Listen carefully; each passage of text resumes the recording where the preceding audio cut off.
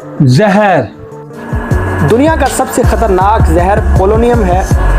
Doctor. किस तरह जो है यहाँ पे वर्किंग हो रही होती है। गुनाह और झूठी उम्मीद। हर झूठे गुनहगार पर अफसोस है। क्या आप भी अच्छे डॉक्टर के भरोसे पर जहर खा रहे हैं या खा लेंगे? क्या आप भी शफात के भरोसे पर गुनाह पे दिलदार पर और उतरते जा रहे हैं? गुनाहों के दलदल में मैं फंसे जा रहे हैं। याद रखिए, यही वो सबसे बड़ा धोखा है जो इंसान को तबाह कर देता है। आज हम कुरान पाक की सबसे बड़ी और अजीम सूरत यानी सूरतुल बकरा आयत नंबर 48 के एक ऐसे पैगाम पर बात करने जा रहे हैं जो इंसान के दिल को हिला कर रख देता है। ये एक ऐसा पैगाम है जो हमें इस गफलत से निकालता है। ज़रा सोचिए, अगर आज कोई शख्स आपके सामने आए और कहे कि मेरे पास दुनिया का सबसे बेहतरीन डॉक्टर मौजूद है, इसलिए मैं जानबूझकर जहर खा लेता हूँ, तो आप उस पर यकीन करेंगे? दुनिया का सबसे बड़ा नादान और बेवकूफ़ शख्स समझेंगे? या अगर कोई ये कहे कि चूँकि हड्डियों का माहिर तरीन सर्जन मेरा करीबी दोस्त है, इसलिए मैं तेज़ रफ्तार गाड़ी के नीचे आकर अपने पूरे जिस्म की हड्डियाँ तुड़वाने लगा हूँ, तो दुनिया का कोई भी अक्लमंद शख्स इस बात को तस्लीम नहीं करेगा।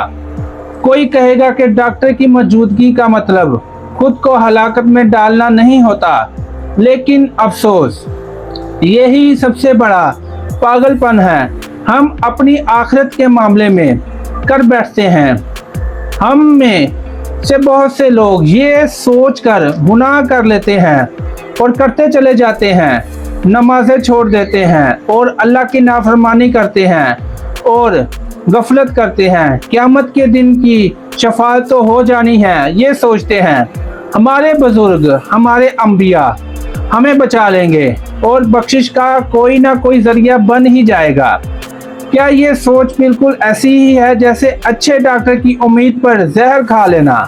तफसील सूरतुल जिनान में इस आयत के तहत ये अजीम हकीकत बयान की गई है कि ये आयत असल में बनी इसराइल को नसीहत के तौर पर नाजिल हुई थी, क्योंकि वो भी इसी गलत फैमिली में और धोखे का शिकार थे कि उनके बुजुर्ग उन्हें बगैर अमाल के बचा लेंगे, और इनके इस झूठे भरोसे को तोड़ने के लिए और उन्हें ये समझाने के लिए और हम मुसलमानों को हमेशा के लिए बेदार करने के लिए अल्लाह ताला ने साफ साफ लफ्ज़ों में डर सुना दिया और ख़बरदार किया और कहा। अल्लाह ताला फरमाता है सूरतुल बकरा आयत 47, और डरो उस दिन से जिस दिन कोई जान दूसरे का बदला ना हो सकेगी और ना काफिर के लिए कोई सिफारिश मानी जाएगी और ना कि उस पर कोई जान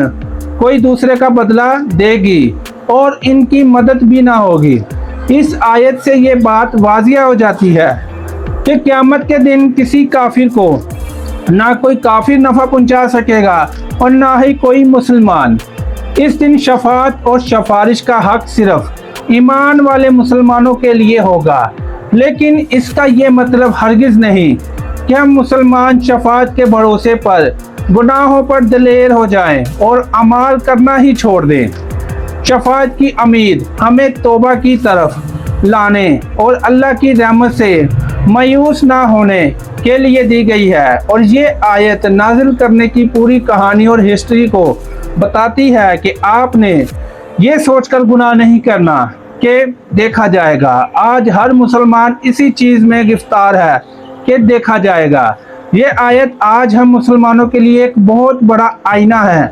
बहुत से लोग ये समझ बैठे हैं कि सिर्फ मुसलमान घराने में पैदा होना, किसी बुजुर्ग से निस्बत रखना या दूसरों के भरोसे पर बैठ जाना काफ़ी है, जबकि कुरान हमें याद दिलाता है और याद दिला रहा है, और वहाँ असल कामयाबी सिर्फ सच्चे ईमान और आपके अपने नेक अमाल से होगी। क़यामत के दिन कोई मुआवजा, कोई फिदिया, कोई सिफारिश और ना कोई रिश्ता काम आएगा। हर इंसान अपने अमाल का खुद जवाबदेह होगा और अकेला अल्लाह के सामने खड़ा होगा और सामने अपने अमाल पढ़ेगा। तो इस आयत से सबक हासिल करते हुए इससे अपनी खुद भी कुरान पाक खोल कर पढ़ें और इस एक आयत को ही पढ़ें। और मिलते हैं इसी सूरतुल बकरा की अगली आयत में। आज की वीडियो में इतना ही। अल्लाह हाफिज़।